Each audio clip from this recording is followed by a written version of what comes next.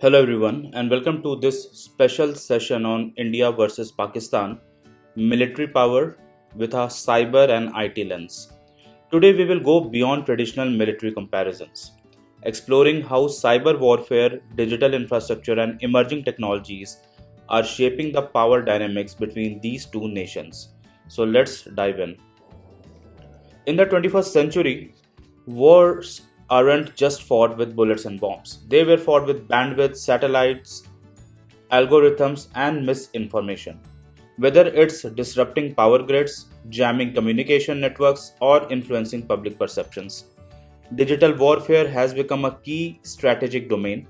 So, in this comparison, we will focus on how India and Pakistan stack up when it comes to cyber capabilities, defense IT, surveillance tech, and more.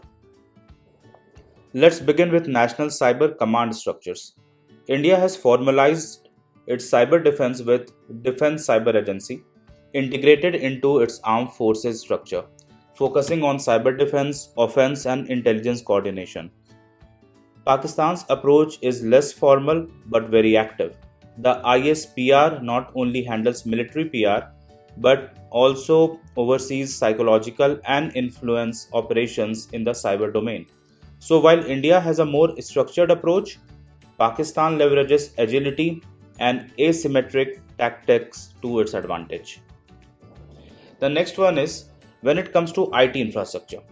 So, India has built a secure layered network like AFNet for the Air Force, tactical clouds, and DRDO satellite based communication systems.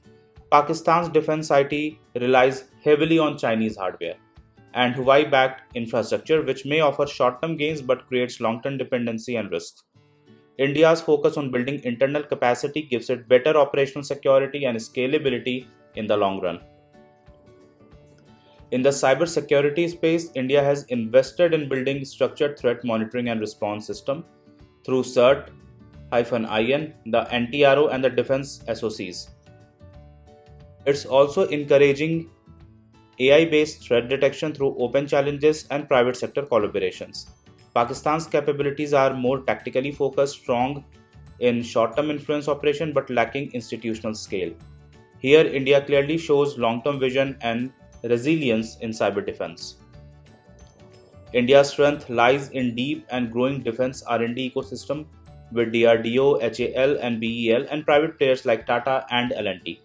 Pakistan's R&D is more reliant on China for core technologies while Pakistan is producing platforms like the JF-17 with Chinese support. India is building indigenous systems like the Tejas and Swarm drones. This self-reliance is crucial in cyber warfare where backdoors and firmware level risks can compromise the entire system. India's advantage in satellite based surveillance is another differentiator. With RISATs and CARTO-SATs providing border and maritime intel, India can integrate real time data into military operations. Pakistan, supported by China again, has launched a few satellites, but its coverage and controls are limited. India's use of smart fences, UAVs, and drone swarms gives it a superior digital eye across hostile borders.